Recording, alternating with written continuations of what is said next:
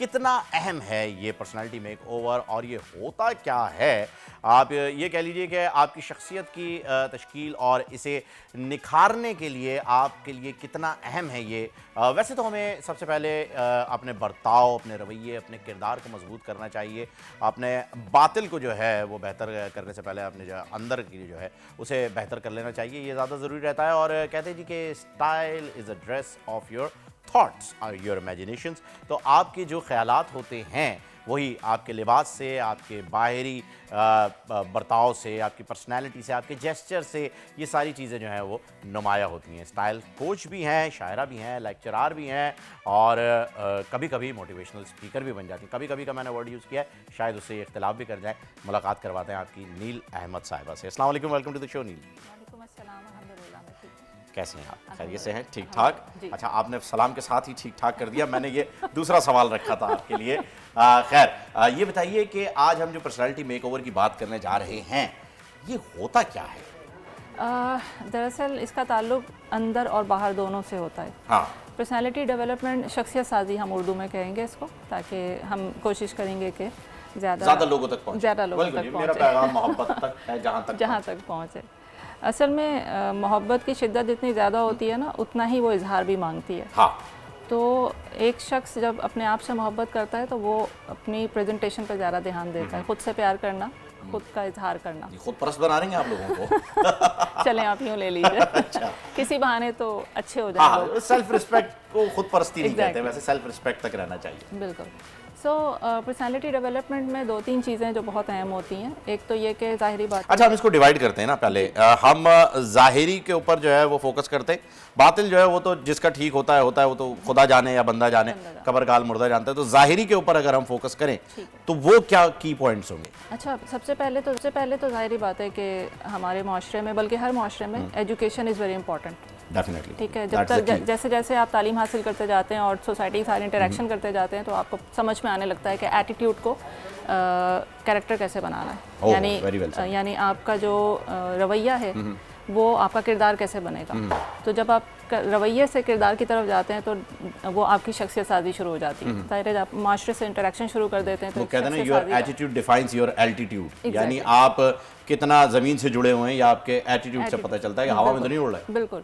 असल में इनहेरिटेड जो चीज़ें होती हैं वो एटीट्यूड कहलाती हैं। आप घर से लेकर के आ रहे हैं ना, जो चीज़ें, गुस्सा है, एंजाइटी है, या एक पेरेंट्स का जो वे ऑफ लाइफ है, या बाबा गुस्सा करते हैं तो बच्चे भी इसी तरह से गुस्सा कर रहे हैं, या ये सारी चीज़ें। हाँ, लेकिन क्या होता है कि जब आप उस एटीट्यूड से आप माशरे में नहीं रह सकते, आप सोसाइटी से इंटरेक्शन नहीं कर सकते, क्योंकि फिर आपको प्रॉब्लम्स आएंगी। तो उसमें यह होता है कि आपको सोसाइटी जो है वो आपका कैरेक्टर बिल्ड करती है। सोसाइटी में आप अपने कैरेक्टर से जाने जाते हैं, एटीट्यूड से नहीं जाने जाते। जहाँ पे आप एटीट्यूड दिखाएंगे सोसाइटी आपको एक्सेप्ट नहीं करेगी। तो शख्सियत साजी के अमल में आपकी जो ये पर्सनालिटी की जो ट्रायल्स होती हैं, जिसको हम कहते हैं, जैसे मिसाल के तौर पे हम अगर लेते हैं कि इकबाल के शाहीन को मैं हमेशा उसमें ऐड करती हूँ। तो इकबाल के शाहीन की जो खसूसियात हैं, जैसे उसका बुलंद सोचना, बुलंद परवाज़ करना से मतलब बुलंद सोचना, तेज़ निगाह होना यानी क्रिटिकल आई रखना, और इस तरह से आशियाना ना बनाना यानी एक जगह पे स्टे ना करना। तो ये पर्सनालिटी ट्रायल्स कहलाती हैं। और ये सब चीज़ें जब एक शख्सियत के अंदर डेवलप होने लगती हैं, और ये कहाँ से लेता है, वो सोसाइटी से लेता है। एक तो वो घर से जो तरबियत लेकर के आया है, इनहेरिटेड चीज़ें हैं, उसको कंट्रोल करना सोसाइटी बताती है। सही। तो ये सारी चीज़ें मिल करके एक पर्सनालिटी को डेवलप करती हैं। ये तो फिर जो है वो अंदरूनी मामलात हो गई। ये फिर हमने ज़ाहिरी की बजाय बातिल की जो है वो बात कर ली है। अब इसमें आपने जिक्र किया इकबाल के शाहीन का, मैं आपसे जिक्र करूंगा हमारे शाहीन का, जो कि हो सकता है T20 के कप्तान भी बन जाए। अब अगर उनकी पर्सनैलिटी को हम एक इमेजिनरी पर्सनैलिटी बनाते हैं, ठीक है ना, कि जी ये पाकिस्तान के कप्तान हैं, now what he needs to do as compare to other captains. ठीक है जी, उनके कैप्टन्स को देखते हैं हम इंस्टाग्राम के ऊपर एक्टिव हैं, वो प्रोटीन बार खाते हुए नजर आ रहे हैं, हमारे वाले निहारी थे पावे। और अगर हम उन्हें देखते हैं तो उनके ब्रांड जिनकी वो एंडोर्समेंट कर रहे हैं ज़बरदस्त बेहतरीन, हम जो है कंगी तेल शैम्पू बेच रहे हैं, और बहुत सारा डिफरेंस है। एक हमें नजर आता है वाजे, अगर हम देखें कंपैरिजन देखें तो पर्सनैलिटी में, ठीक है जी। दूसरा उनकी स्पीकिंग पावर, मैं अंग्रेजी की बात नहीं कर रहा, अंग्रेजी तो सिर्फ लैंग्वेज है, कम्युनिकेशन स्किल की अगर मैं बात करूं तो दुनिया भर में सबसे ज्यादा देखे जाने वाला स्पोर्ट है जी फुटबॉल।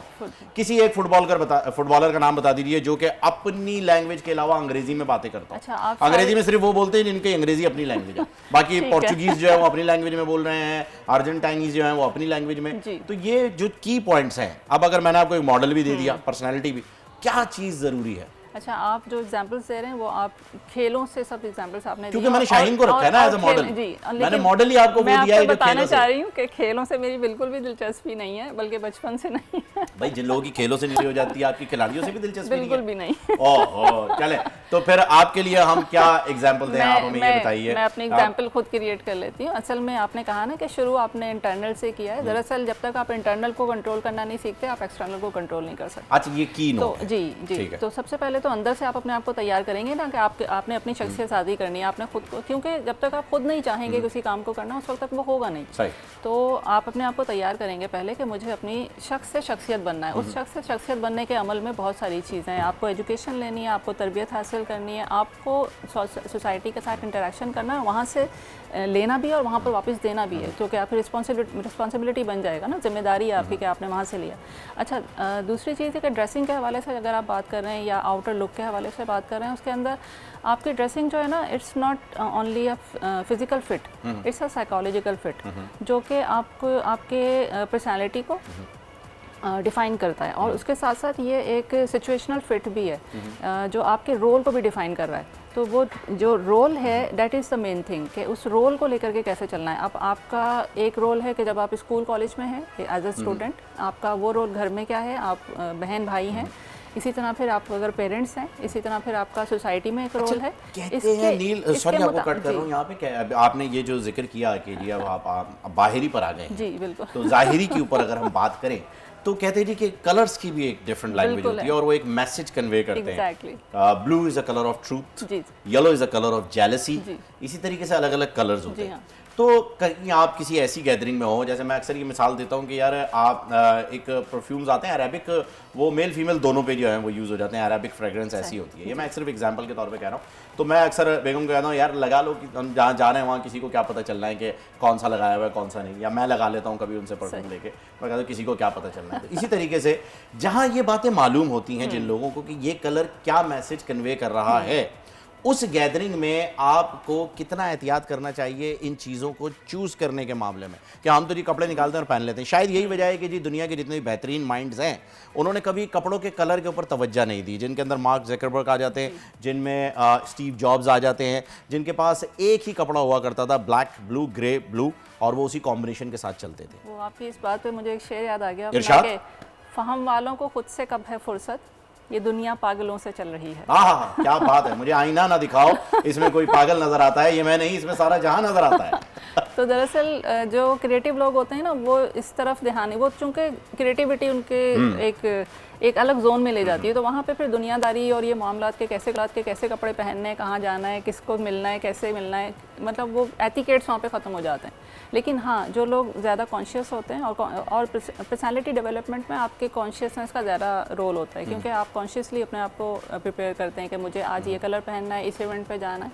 और जहाँ तक आप बात कर रहे हैं कि ऐसी महफिल में जहाँ लोगों को पता हो, सेंसिबल लोग हों और जिनको ड्रेसिंग सेंस हो और एक पर्टिकुलर एनवायरनमेंट में आप जा रहे हैं, तो वहाँ पर जाहिर है आपको भी बहुत एहतियात से मैं आपको एग्जांपल देता हूँ। हाँ, मैं आपको एग्जांपल देता हूँ, वहाँ तो एहतियात की ज़रूरत आ गई मुझे। जैसे कि हम ऑफिस जाते हैं, हम ऑफिस आ रहे हैं, हम अपने ऑफिस आए हैं, किस तरह की ड्रेसिंग करके ऑफिस में आया जाए। और अब जैसे आप लेक्चरार हैं यूनिवर्सिटी में, कैसी लेक्चरार्स को, टीचर्स को कैसी ड्रेसिंग करनी चाहिए, क्योंकि आजकल तो हमने टीचर्स को देखा जो मॉन्टेसरी वगैरह की जो टीचर्स होती हैं स्पेशली, वो तो इंस्टाग्राम इन्फ्लुएंसर ज़्यादा लगती हैं और टीचर्स कम। एक्चुअली हमारे यहाँ पहले ये रुझान था, अब थोड़ा सा बेहतर हो गया। पहले टीचर्स बस ऐसे ही आ जाते थे, मुँह उठा के सोए और सुबह उठ के आ गए।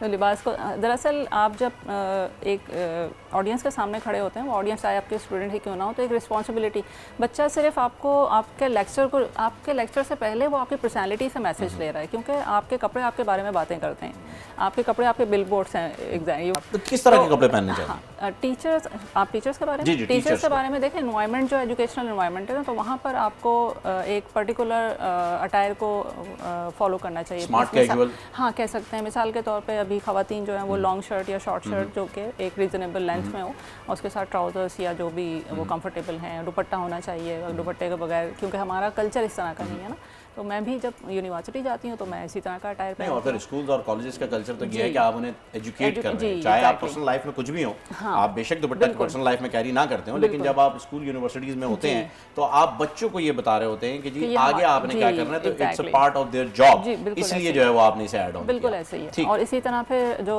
मेल्स हैं वो ड्रेस पैंट एनी शर्ट जो कॉलर शर्ट होती है, एग्जैक्टली, नॉट जीन्स और या इस तरह के ट्राउजर्स, वो कैजुअल ट्राउजर्स वो तो कैजुअल ना मुनासिब नहीं लगते। तो क्योंकि बच्चे आपसे सिर्फ लेक्चर्स नहीं ले रहे हैं, बच्चे आपसे आपकी पर्सनालिटी को देख के आपकी लिबास को पहनना ओढ़ना किस तरह से, कहाँ पे, इन्वायरमेंट के हिसाब से और यूनिवर्सिटी के हिसाब से, इस तरह की ये सारी चीज़ें बच्चे वहाँ से आपसे सीख रहे हैं। यू आर एग्जाम्पल एक्चुअली, तो you have to be very careful. अच्छा, और अगर हम कॉर्पोरेट माहौल की बात ना करें, सिर्फ एक ऑफिस इन्वायरमेंट की बात करें, जो कि इस तरह से नहीं है कि जहाँ पे सेल्स की मीटिंग्स हो रही हैं, जहाँ आपको अपने ऑफिस को रिप्रेजेंट करना है कि जी सब लोग जो है वो सूट पहन के बैठे हैं और जी स्टॉक एक्सचेंज का एक ऑफिस लग रहा है, खतरनाक फाइनेंस वाले लोग, ऐसे नहीं।